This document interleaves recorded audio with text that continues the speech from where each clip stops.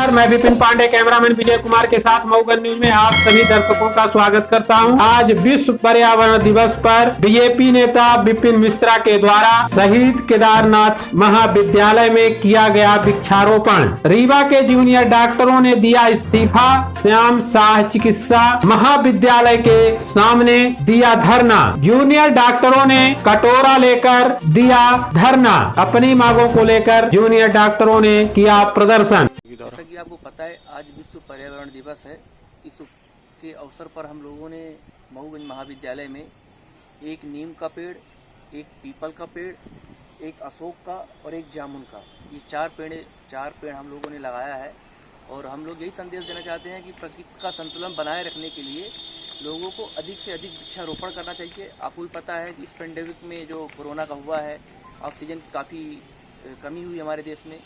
जिस तरह से हमारे यहाँ वनों का और पेड़ों का कटाव हो रहा है, अगर उसी हिसाब से ये पेड़ लगाया जाए तो हमें कृत्रिम ऑक्सीजन की आवश्यकता नहीं पड़ेगी, हमें प्राकृतिक ऑक्सीजन मिलेगा।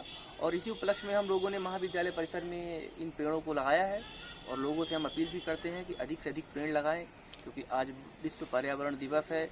इस उपलक्ष्य में हम लोगों ने शुरुआत करी है और हम लोग का लक्ष्य है कि हम ज़्यादातर पेड़ लगाएंगे और ऐसे संस्थानों में लगाएंगे जहां पेड़ सुरक्षित रह सके, जहां बाउंड्री वाल हो। कटोरा लेकर के बैठे हैं, क्या इसका उद्देश्य है, क्या बताना चाहते हैं? आज हम समस्त जूडा रीवा के जो हमारे मेंबर्स हैं वो यहाँ पे खड़े हैं ताकि हम अपने लिए सरकार को एक मैसेज भेज सकें। जो सरकार ने हमने 6 दिन से कार्यबंदी कर रखी है। हम सरकार से अपनी जो 6 या 7 मांगे हैं उनको निरंतर मांगते आ रहे हैं, पर सरकार की तरफ से कोई हमसे बात करने के लिए आगे नहीं आया है। और सरकार की तरफ से अन्य जितनी भी तरीके की हथकंडे अपनाए जा सकते हैं दबाने के, वो सब अपनाए जा रहे हैं। इससे त्रस्त होकर परसों हम लोगों ने सभी ने एक सामूहिक इस्तीफ़ा दिया। अब सरकार उस चीज़ के ऊपर हमारी बातों को सुनने की जगह हमसे उस इस्तीफ़े के तौर पर जो बॉन्ड मनी हमने होती है वो मांगी जा रही है, जिसका अमाउंट लगभग 750 करोड़ है। अब 750 करोड़ तो कितने गरीब घर से लोग यहाँ पे आए हैं उठ करके, गांव से आए हैं उठ करके, जो डॉक्टरी कर रहे हैं, किसी के पास नहीं है। तो हम अब जनता से सामने कटोरा लेके बैठे हैं कि आप हमें कुछ सहायता करें तो हम भी अपना बॉन्ड मनी भर करके आगे अपना कार्य कर सकेंगे। आज भी हम सरकार को इस बात का ध्यान दिलाना चाहते हैं कि हमारी मंशा किसी भी तरह की कार्यबंदी या हड़ताल की नहीं है। हम ये चाहते हैं कि बस हमारी मीटिंग हो माननीय मुख्यमंत्री महोदय से, माननीय चिकित्सा शिक्षा मंत्री से, ताकि हमारी बातें सुनी जा सकें एक प्लेटफॉर्म पे जहाँ पे कि सबकी बातें सुनी जाएं। हम भी सरकार की सुने, सरकार भी हमारी सुने, लेकिन ऐसा कुछ हो नहीं रहा है। किसी तरह की मीटिंग कुछ अरेंज नहीं हो पा रही है। हम उसी के लिए आज अपने लिए बॉन्ड मनी का पैसा इकट्ठा करने के लिए कटोरा लेकर के बैठे हैं। अन्य कई कॉलेजों में हॉस्टल भी खाली करने के लिए बोला जा चुका है। उन कॉलेजों में लोग हॉस्टल के बाहर ये सब कर रहे हैं। तो अभी भी हमारी सरकार से एक ही गुहार है कि प्लीज़ हमारी बात सुने और उसके बाद जल्दी से जल्दी अमल करें ताकि हम भी अपने मरीजों के पास जा सकें। आज वर्ल्ड एनवायरनमेंट डे भी है, वातावरण दिवस है, विश्व वातावरण दिवस। उसके लिए हम लोगों ने 10 पेड़ लगाने का फैसला किया है, जो कि अभी आ रहे हैं। कुछ देर में वृक्षारोपण करेंगे हम लोग यहाँ पर। और इसी तरह से हम ये बताएंगे सभी को, सरकार को भी और जितने भी जनता भी है हमारी, कि हमें सबकी फिक्र है। जनता के साथ है। इस दुनिया की सबसे बड़ी ऑक्सीजन फैक्ट्री ये पेड़ ही है। कोई ऑक्सीजन कॉन्सेंट्रेटर, कोई ऑक्सीजन प्लांट इनसे बड़ा ऑक्सीजन दाता नहीं है। पूरा विश्व इन्हीं की वजह से चल रहा है, पूरा वातावरण इन्हीं की वजह से चल रहा है। और जूडा रीवा पेड़ लगाकर इस बात को सिद्ध करना चाहता है कि हमें मरीजों के साथ साथ पूरे विश्व की भी चिंता रहती है और हम अपना काम तुरंत से तुरंत चालू करना चाहते हैं। सरकार हमारी बातों को सुन ले। कुछ डिमांड्स में सहमति बनी है शायद? अभी तक तो इस तरह का किसी मीटिंग का कोई खबर ही नहीं आया है कि सहमति बनने का सवाल पैदा हो। सहमति तब बनेगी जब कोई मीटिंग हो। मीटिंग हुई ही नहीं। सरकार झुक नहीं रही है, आप लोग भी मान नहीं रहे हैं, तो अगली रणनीति क्या होगी आपकी? देखिए, हमारी रणनीति कुछ भी नहीं है। हमारी रणनीति तो सिर्फ इतनी सी है कि सरकार हमारी बात सुने। हमारा सारे प्रयास लगे हुए हैं कि हम सरकार हमारी बातों को सुने। कल यहाँ पे माननीय विधानसभा के अध्यक्ष महोदय गिरीश जी थे, उनसे भी हमारे जूडा के जो प्रतिनिधि हैं उन्होंने बातचीत करी और उनसे यही हमने गुहार लगाई कि साहब आप हमारी मीटिंग करा दीजिए, आप हमारी बातचीत चालू करा दीजिए, आप मध्यस्थता बन करके हम दोनों पार्टियों के बीच एक बातचीत चालू कराएं। सभी जूडा के प्रतिनिधि आज की डेट में भोपाल में बैठे हुए हैं और बात करने के लिए आतुर हैं। बात का सिलसिला चालू हो तो फिर हम भी ये बता पाएंगे किन चीज़ों पर सहमति बनी, किन पर नहीं बनी। हाई कोर्ट ने भी आपकी ये आंदोलन को सही नहीं बताया, क्या कहेंगे? देखिए, हाई कोर्ट ने इस बात का हमें भी इस बात का बहुत खेद है कि इस कोर्ट ने हमारी बात का सहमति नहीं दी, लेकिन हम इस बात को कहना चाहते हैं कि हमारी लड़ाई किसी एक इंसान से नहीं है, हमारी लड़ाई किसी भी इससे नहीं है। हम अपने हक की बात रखना चाह रहे हैं। तो इसमें किसी की अगर हक की बात रखना गलत है तो ये तो मुझे नहीं पता कि आज तक कभी ऐसा हुआ हो। अपनी हक की बात रख रहे हैं, बस यही हमारा ध्येय है। हमें किसी का भी कंटेम्प्ट ऑफ कोर्ट हम नहीं कर रहे हैं।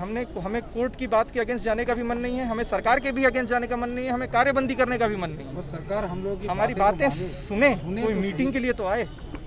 5-6 दिन से हमारे लोग वहाँ पे बैठे हुए हैं जो बात करना चाह रहे हैं। बीते कई बार आप लोग रख चुके हैं इस बात को, 3-4 साल हो गए, अभी तक केवल आश्वासन मिला। तो क्या मानते हैं कि क्या आपकी मांगें पूरी हो पाएगी? हम यही उम्मीद करते हैं कि हमारी मांगें पूरी हो जाएं, ताकि सर हम भी अपने काम पे जल्दी से जल्दी जा सकें।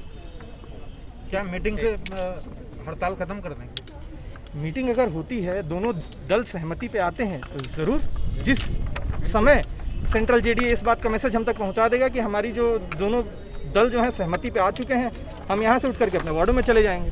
इसी वजह से तो कॉलेज परिसर में खड़े हैं, कॉलेज कैंपस में हैं, डेली आ रहे हैं। इसी बात को सोच करके कि अभी ऑर्डर आ जाए और हम अभी चल दें। आ रहा है कि देखिए, लगातार हम लोगों से पूछा जा रहा है कि आपकी क्या रणनीति रहेगी। सर्वप्रथम मैं आपको बता दूं कि ना तो हम कोई रण कर रहे हैं, हम सिर्फ अपनी मांगे रख रहे हैं। और मांगने वाले की कोई रणनीति नहीं होती है, हम सिर्फ अपनी मांगे रख रहे हैं। अब सरकार हमसे एक दुश्मन की तरह व्यवहार कर रही है या फिर हमारे खिलाफ युद्ध छेड़ने जैसी परिस्थितियाँ उत्पन्न कर रही है। तो आज भी हम सिर्फ सरकार से निवेदन इस चीज़ का कर रहे हैं कि जो हमारे हक का है, जो आम जनता के हक का है, क्योंकि देखो डॉक्टर अलग से नहीं होते हैं। आप मध्यम वर्गीय परिवार से मैं भी हूँ, वहीं से निकल के मैं भी डॉक्टर बना हूँ। अभी स्थिति ये है कि 2018 में जब हमारे सीनियर्स आए थे तब 55,000 कॉलेज की फ़ीस थी और 55,000 ही स्टिपेंड था। तो 1 महीने की सैलरी चली जाती थी। जब मेरे 19 में जब मेरे सीनियर्स और आए तो तब फीस हो गई 77,000 और स्टिपेंड मिला 55,000। तो 3 महीने की सैलरी चली गई, डेढ़ महीने की सैलरी चली गई। अब चूंकि जब मैं आया हूँ 2020 में, हमारी फ़ीस है 1,30,000, सारी फीस मिला के, हॉस्टल फीस मिला के 1,30,000 हमारी फ़ीस है।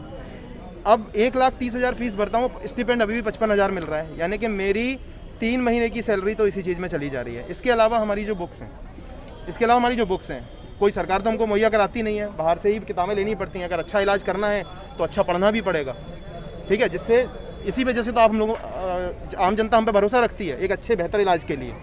तो एक किताब की कीमत ही हमारी 15 से 20,000 रुपये होती है। चूँकि कोई शादीशुदा है जिसके ऊपर परिवार का बोझ है या फिर किसी के माँ बाप है, ऐसा नहीं है कि बीमारियाँ हमारे माँ बापों को नहीं होती हैं या हमारे परिवार में नहीं है। किसी को लकवा लगा हुआ है, उसका बेटा यहाँ पे पढ़ रहा है, वो अपने परिवार का भरण पोषण कर रहा है। क्या आपको लगता है कि 55,000 स्टिपेंड के साथ में 3 महीने की सैलरी फीस में भर के 20,000 की बुक्स अफोर्ड करके जो 1 साल के लिए ही आती हैं और 7-8 बुक्स खरीदनी पड़ती हैं, इसके अलावा परिवार चलाना, साथ में अपना भरण पोषण करना संभव है?